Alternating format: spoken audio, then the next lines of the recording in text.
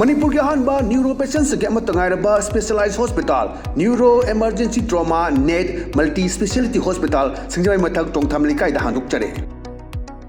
hospital asna maruina BP stroke brain tumor lambi ki khudong thiba spinal disc prolapse spinal tumor amadi migraine chingba layengli hospital asida neuro ki layeng bar changba afaba makhal ki khusu khulai amadi machine marang kai de lei masina kokal mari lenaba tongan tonba makhal ki anaba sing ningthina layengli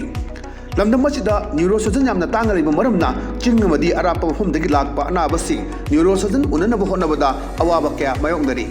masida sunatna matam tintana anaba lainguna maram oraga kudong thiba kya su mayongdari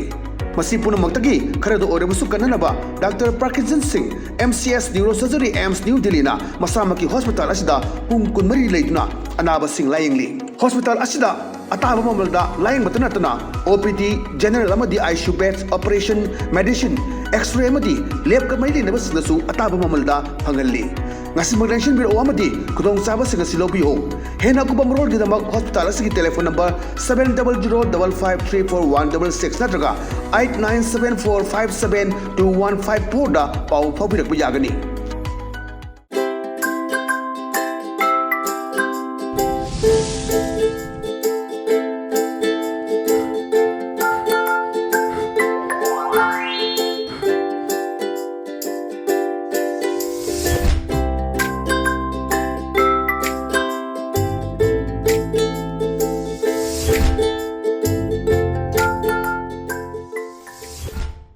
Kromjari electric test cartoon ki mahaw meng ta video su ha matara mokchari mari ngasi infala fungo pause singi cartoon singda cartoonist na kari haning liba kari phonong liba kari wakal khalan ni ba do miam sano thamjage armel ko sage sanga express ki onthok pani da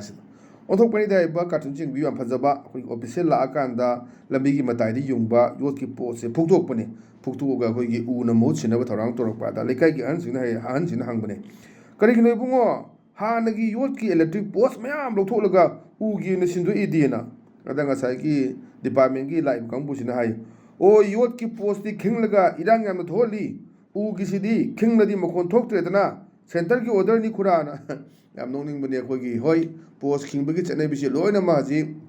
mathang tongdare atopa chingi district thing da so dum tongnarak pa yawre adon haji se nungdang da matamda post khingba khotpa tawrakanda irang lay ese myam khangna bani na ko ti posting adi kanom lay re khangna duni lekai lekai maji jamda le khoi ki trademark amu oi gramni adu irang ga saga pas da masi kana roi na khoi gi sum nong na ba torok pani ar yong yo posting si u gi na sindo si u gi sindo di taro king madu center gi order ne dana center na sum salai daga lay ba khoi gi ba kemta phongdo pangam jada ba adum ji haju gi pusi mai ngamda hengbagi mong si kitang haidoknabagi wakhalon su piba nonging su pawon ba aduna yamna fazaba adumba cartoon ena thamjage mathangda leisina khoi sanalai baki loiredana aduna khoi ngarang gi home minister na pigi ba pakhumdu da base toroga thamakpa cartoon ne atemna wari sanabane tigatba hokre puning phatha biu irang togunu ana khoi gi mayamda appeal tobadune ba ada nipisna khume nipisna khoi mera pai bigi mo silni amasena khoi home minister gi mo silni masna harakenda noigi puning dubu phathaba ngamlibro na asuk waba nungai taba pikliba ngang komlang thaiba ngang tha manga da ngai ba dagi yam nusiba matam sei manga yam nusiba matam du da koi tumming da maina boom caption da na to pigiba madubu thiba ngamdaba karigino CCTV camera chakpa kadai de leiba kamai tawbe se dum thida kana madu di chap chaba cherak pi han baduni pamisi kanano cheneri se any A boyro B boyro X boyro Y boyro kanana tawuno kari tawuno khunek na tawgibra natragana atamna na dum kuki na tawdara tawbra haibasi madugi fact finding duni ma photopha daka urisi adu urakan du din channel sing maral khoi serak pi wadana haji legedraba singki asi bakchang lowdri hek madugi channel sing maral pi driboti lowro hada adani ngarang je haira khoi thigat pa hore uning phada bi irang tawuno na ngasi khabar su jawu duni ko adani noigi puning dubu phathaba ngamibra na wahang ama hangaise yam phajaba adum ba wan thok leiba cartoon ne thamjage mathang dal reisna khoi pungna phomgi balo he adni balo is di yengbiu ahan ani se phammaga sung wari sanabani morada phammaga amadi chawning bagi selnam su ulini irang si asum sung kan khala iye hai kan se da amani khumai bom kapsel lebu sing sibu chairak pi bangam daba sing ꯑꯁꯤ ꯍꯥꯟꯅ ꯄꯣꯔꯥ ꯇꯝꯕꯤꯒꯗꯕꯅꯦꯅ ꯁꯥꯎꯅꯤꯡꯕꯒꯤ ꯃꯌꯥꯏꯁꯤ ꯍꯧꯖꯤꯛ ꯑꯗꯨꯅꯤ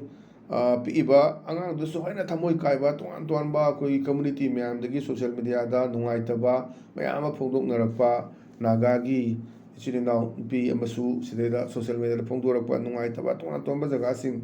even ꯑꯁꯤ ꯑꯩꯈꯣꯏꯒꯤ ꯀꯥꯁꯃꯤꯔꯒꯤ ꯍꯥꯟꯅ chief minister ꯑꯣꯏꯔꯝꯕ JNKꯒꯤ ꯐꯥꯎꯗ ꯑꯩꯈꯣꯏꯒꯤ ꯅꯨꯡꯉꯥꯏꯇꯕ ꯐꯣꯡꯗꯣꯛꯄ ꯃꯌꯥꯝ ꯑꯃ ꯂꯩꯈ꯭ꯔꯦ ꯑꯗꯨꯗꯅꯤ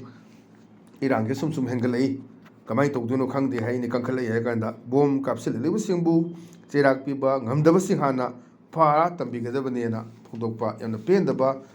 ꯄ꯭ꯔꯖꯥꯒꯤ ꯈꯣꯜꯂꯥꯎ ꯑꯃ ꯃꯤꯌꯥꯝꯒꯤ ꯈꯣꯜꯂꯥꯎ ꯑꯃ ꯂꯩꯔꯦ ꯍꯥꯏꯗꯅ ꯀꯥꯔꯇꯨꯟꯁꯤꯒꯤ ꯈꯨꯠꯊꯥꯡꯗ ꯎꯠꯂꯛꯄꯅꯤ ꯌꯥꯝ ꯐꯖꯕ ꯑꯗꯨꯝꯕ ꯋꯥꯍꯟꯊꯣꯛ ꯂꯩꯕ ꯀꯥꯔꯇꯨꯟꯅꯦꯅ ꯊꯝꯖꯒꯦ ꯃꯊꯪꯗ ꯂꯩꯔꯤꯁꯤꯅ ꯑꯩꯈꯣꯏ ꯀꯣꯏꯜ ꯂꯟꯄꯥꯎꯒꯤ ꯑꯁ ꯂꯣꯏꯔꯦ ꯍꯥꯏꯕꯗꯨꯅꯦꯕ ꯑꯗꯩꯗ ꯁꯥꯇ꯭ꯔꯁꯤꯡꯁꯤꯗ ꯑꯣꯖꯥꯁꯤꯅ ꯇꯥꯛꯄꯤꯕꯅꯤ ꯀꯔꯤ ꯍꯥꯏꯅ ꯇꯥꯛꯄꯤꯒꯦ ꯁꯨꯝ ꯅꯣꯛꯍꯟꯅꯤꯡꯉꯤꯅꯤ ꯑꯉꯥꯡꯁꯥ ꯍꯧꯖꯤꯛꯇꯒꯤ ꯍꯧꯅ ꯑꯣꯏꯗꯕ ꯉꯥꯡꯕ ꯇꯝꯃꯨ ꯑꯅ ꯍꯥꯏꯕ ꯑꯗ ꯃꯥꯒꯤ ꯁꯥꯇ꯭ꯔꯁꯦ ꯈꯨꯝꯃꯛꯏ ꯀꯃꯥꯏꯅ ꯈꯨꯝꯃꯛꯏꯗ ꯍꯌꯦꯡꯋꯥꯏ ꯄꯣꯂꯤꯇꯤꯁꯤꯌꯥꯟ ꯑꯣꯏꯍꯟꯅꯕ꯭ꯔꯥ ꯁꯥꯔꯅ ꯍꯌꯦꯡꯋꯥꯏ ꯄꯣꯂꯤꯇꯤꯁꯤꯌꯥꯟ ꯑꯣꯏꯅꯕ꯭ꯔꯥꯅ ꯑꯗꯨꯅ ꯄꯣꯂꯤꯇꯤꯛꯁꯁꯤꯗ ꯑꯩꯈꯣꯏꯅ ꯐꯖꯕ ꯂꯩꯕꯥꯛ ꯉꯥꯛꯂꯣꯟ ꯇꯧꯒꯗꯕ ꯂꯦꯖꯤꯁꯂꯦꯆꯔ ꯑꯗꯒꯤ ꯂꯣ ꯁꯦꯝꯗꯅ ꯃꯌꯥꯝ ꯑꯃ ꯇꯧꯒꯗꯕ ꯃꯌꯥꯝꯗꯨꯗ ꯀꯔꯤꯒꯨꯝꯕ ꯀꯥꯟꯗ ꯑꯩꯈꯣই ꯃꯁꯤꯒꯨꯝꯕꯁꯤ ꯍꯦꯛ ꯌꯥꯎꯗꯕ ꯅꯠꯇꯦ ꯑꯗꯨꯅ ꯑꯩꯈꯣꯏꯅ ꯗꯔꯇꯤ ꯄꯣꯂꯤꯇꯤꯛꯁ ꯀꯥꯏꯁꯨ ꯍꯥꯏꯅꯕ ꯃꯌꯥꯝꯅ ꯄꯥꯝꯗꯕ ꯀꯥꯡꯕꯨꯅ ꯑꯗꯨꯝ ꯍꯥꯏꯅꯕ ꯁꯨꯝ ꯌꯥꯎꯏ ꯑꯗꯨꯅꯗꯅꯤ ꯉꯁꯥꯏꯒꯤ ꯑꯩꯈꯣꯏꯒꯤ ꯕꯣꯠ ꯂꯦꯞꯀꯦ ꯑꯗꯨꯒ ꯃꯟꯇ꯭ꯔꯤ ꯑꯣꯏꯒꯦ MLA ꯑꯣꯏꯔꯒꯗꯤ ꯑꯣꯏꯗꯕ ꯉꯥꯡꯕ ꯀꯗꯔ ꯍꯩꯕ ꯈꯗ꯭ꯔꯛ ꯍꯩꯕ ꯇꯧꯒꯗꯕꯅꯤ ꯀꯥꯏꯅ ꯃꯌꯥꯝꯅ ꯂꯥꯟꯅ ꯑꯃꯨꯛ ꯄꯨꯔꯒ ꯆꯠꯂꯤꯁꯦ ꯃꯁꯤꯗꯩꯗꯅꯤ ꯑꯗꯣ ꯑꯆꯨꯝꯕ ꯐꯖꯅ ꯇꯧꯕ ꯃꯌꯥꯝ ꯑꯃ ꯂꯩ ꯑꯩꯈꯣꯏꯒꯤ ꯌꯥꯝ ꯁꯦꯡꯅ ꯇꯧꯕ ꯑꯩꯈꯣꯏꯒꯤ ꯂꯩꯔꯤꯕ ꯑꯥꯝ ꯑꯥꯗꯃꯤ ꯄꯥꯔꯇꯤꯒꯤ ꯔꯥꯘꯕ ꯆꯗꯥꯅꯒ ꯇꯧꯗꯨꯅ ꯍꯧꯖꯤꯛ ꯏꯟꯗꯤꯌꯥꯒꯤ ꯑꯣꯏꯅꯗꯤ ꯏꯟꯇꯔꯅꯦꯁꯅꯦꯜꯒꯤ ꯑꯣꯏꯅ ꯍꯥꯏꯕ ꯌꯥꯏ ꯋꯥꯔꯤꯕꯨ ꯁꯤ ꯑꯩꯈꯣꯏ ꯏꯌꯥꯔꯄꯣꯔꯠꯇꯒ ꯌꯥꯝ ꯑꯇꯥꯕ ꯃꯃꯜꯗ ꯆꯥꯅꯕ ꯐꯪꯍꯟꯗꯅ ꯑꯗꯒꯤ ꯁꯃꯣꯁꯥ ꯆꯥ ꯐꯪꯍꯟꯗꯅ ꯇꯧꯔꯤꯕ ꯃꯌꯥꯝ ꯑꯃ ꯑꯗꯒꯤ ꯑꯩꯈꯣꯏ ꯔꯤꯆꯥꯔꯖꯀꯤ ꯀꯔꯤꯒꯤ 28 ꯗꯦꯖ ꯌꯥꯔꯣꯏ 30 ꯗꯦꯖ ꯑꯣꯏꯒꯗꯕꯅꯤ ꯍꯥꯏꯕꯅꯆꯤꯡꯕ ꯇꯣꯉꯥꯟ ꯇꯣꯉꯥꯟꯕ ꯏꯁꯨ ꯃꯌꯥꯝ ꯄꯨꯈꯠꯂꯛꯏ ꯃꯌꯥꯝꯁꯤꯡꯁꯤꯅꯤ ꯑꯗꯨꯅ ꯁꯤꯗꯩꯗ ꯄꯣꯂꯤꯇꯤꯛꯁꯁꯤꯗ ꯂꯣꯏ ꯂꯩꯗꯣꯏꯅꯤ ꯃꯦꯖꯣꯔꯤꯇꯤ ꯀꯦꯔꯤꯁ ꯗ ꯚꯣꯠ ꯑꯅ ꯁꯤꯗꯩꯗ ꯑꯩꯈꯣꯏ ꯂꯥꯟꯒꯦ ꯂꯥꯜꯂꯨ ꯆꯨꯝꯒꯤ ꯆꯨꯝꯃꯨ ꯍꯥꯏꯅ ꯃꯁꯤꯡ ꯌꯥꯝꯃꯕꯅꯤ나 ꯃꯣꯏꯅ ꯂꯦꯞꯄꯛꯄꯗ ꯆꯨꯝꯃꯦ ꯍꯥꯏꯗꯅ ꯑꯣꯄꯣꯖꯤꯁꯟꯗ ꯂꯩꯕꯁꯨ ꯀꯩꯝ ꯇꯧ ꯉꯝꯃꯣꯏꯗꯣꯏꯅꯦꯕ ꯑꯗꯨꯅ ꯈꯤꯇꯪ ꯁꯦꯡꯅ ꯇꯧꯕ ꯄꯣꯠꯇꯨꯅꯤ ꯄꯥꯝꯍꯟꯅꯤꯡꯕ ꯑꯗꯨꯅ ꯗꯔꯇꯤ ꯄꯣꯂꯤꯇꯤꯛꯁꯇꯣ ꯑꯣꯏꯍꯟꯅꯤꯡꯗꯕꯒꯤ ꯌꯥꯝꯅ ꯐꯖꯕ ꯑꯗꯨꯝꯕ ꯄꯥꯎꯖꯦꯜ ꯑꯃ ꯄꯤꯕ ꯀꯥꯔꯇꯨꯟꯅꯦꯅ ꯊꯝꯖꯒꯦ ꯃꯊꯪꯗ ꯂꯩꯔꯤꯁꯤꯅ ꯑꯩꯈꯣꯏ ꯅꯥꯔꯣꯜ ꯊꯧꯗꯥꯡꯒꯤ ꯍꯋꯥꯗꯣ ꯂꯩꯔꯥꯡꯗꯣ ꯑꯗꯨꯅꯤ ꯍꯋꯥꯗꯣ ꯂꯩꯔꯥꯡꯗꯣꯁꯤꯗ ꯅꯣꯛꯅꯤꯡꯕꯅꯤ ꯈꯕꯔ ꯄꯥꯔꯒ ꯑꯍꯜ ꯑꯅꯤꯈꯛ ꯋꯥꯔꯤ ꯁꯥꯟꯅꯕꯗꯤ ꯃꯤꯀꯣꯛ ꯃꯁꯤꯡ ꯊꯤꯔꯅꯤ ꯍꯥꯏꯔꯤꯅꯦꯅ ꯄꯥꯎ ꯇꯝꯕ ꯑꯗꯨꯗ ꯑꯃꯁꯤꯅ ꯈꯨꯝꯃꯦ ꯀꯣꯛ ꯑꯃꯠꯇꯅꯤ ꯄꯥꯜꯂꯤꯕꯁꯤ ꯃꯁꯤ ꯐꯥꯎꯕ ꯑꯩꯈꯣꯏꯕꯨ ꯊꯥꯖꯕꯤꯗ꯭ꯔꯕꯅ ꯅꯣꯛꯅꯤꯡꯕꯗꯣ ꯑꯩꯈꯣꯏ ꯃꯤꯀꯣꯛ ꯃꯁꯤꯡ ꯊꯤꯕ ꯍꯧꯔꯅꯤ ꯍꯥꯏꯗꯨꯅ ꯊꯥꯖꯗ꯭ꯔꯕ꯭ꯔꯥ ꯁꯤꯅꯤ ꯑꯗꯨꯅ ꯍꯧꯖꯤꯛ ꯈ꯭ꯋꯥꯏꯗꯒꯤ ꯉꯁꯥꯏꯁꯨ ꯑꯩꯈꯣꯏ ꯑꯌꯨꯛꯇ ꯅꯩꯅꯕꯗ ꯌꯥꯎꯈꯤꯕꯗꯨꯅꯤ ꯑꯩꯈꯣꯏꯒꯤ ꯂꯣꯛ ꯁꯚꯥꯒꯤ ꯁꯤꯠ ꯃꯁꯤꯡ ꯍꯦꯟꯒꯠꯅꯕꯒꯤ ꯋꯥꯐꯝ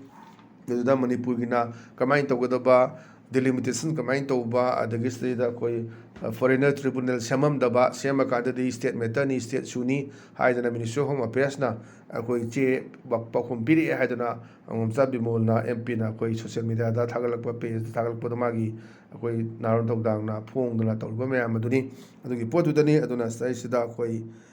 ꯌꯥꯝꯅ ꯃꯔꯨ ꯑꯣꯏꯕ ꯍꯥꯏꯇꯥꯏ ꯑꯗꯨꯅ ꯃꯤꯀꯣꯛ ꯃꯁꯤꯡ ꯊꯤꯔꯅꯤ ꯍꯥꯏꯔꯤꯅꯦ ꯍꯥꯏ ꯀꯥꯟꯗ ꯀꯣꯛ ꯑꯃꯠꯇꯅꯤ ꯄꯥꯜꯂꯤꯕꯁꯤ ꯃꯁꯤ ꯐꯥꯎꯕ ꯑꯩꯈꯣꯏꯕꯨ ꯊꯥꯖꯕꯤꯗꯕ꯭ꯔꯥ ꯍꯥꯏꯅ ꯅꯣꯛꯁꯨ ꯅꯣꯛꯅꯤꯡꯕ ꯑꯗꯨꯒ ꯃꯅꯨꯡꯗ ꯌꯥꯝꯅ ꯋꯥꯍꯟꯊꯣꯛ ꯂꯩꯕ ꯑꯗꯨꯝꯕ ꯀꯥꯔꯇꯨꯟꯅꯦꯅ ꯊꯝꯖꯒꯦ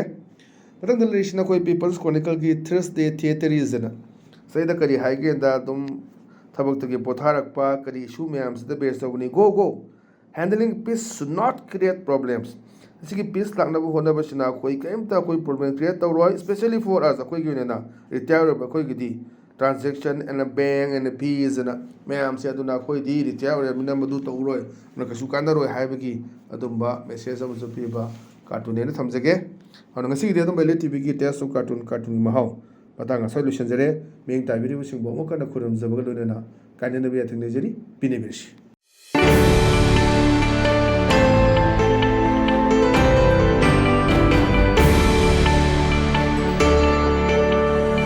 न्यूरो पेशेंट्स के specialise hospital neuro emergency trauma net multi speciality hospital सिंगजाई मथक टोंगथाम लिकाई दा हांदुकचरे हॉस्पिटल असना मरुइना बीपी स्ट्रोक ब्रेन ट्यूमर लम्बी की खुदोंथिबा spinal disc prolapse spinal tumour अमदी माइग्रेन चिंगबा लायंगली हॉस्पिटल असदा न्यूरो की लायंग चंगबा अफब मखल की खुसु खुलाई अमदी मेशिन मरांग कायदे लई मसिना कोक मरी लेनबा तोंगान तोंबा मखल की अनाबसिंग निंगथिना लायंगली लमदम मसिदा neuro surgeon यामना तांगलिबा मरमना चिंगमदी अरापा मफमदगी Lakpa अनाबसिंग neuro surgeon उननबा होनबदा अवाबा क्या मायोंगदरी मसिदा सुनतना मतम थिंथना अनाबा लायंगना मरम ओरगा खुदोंथिबा क्या सुमायोंगदरी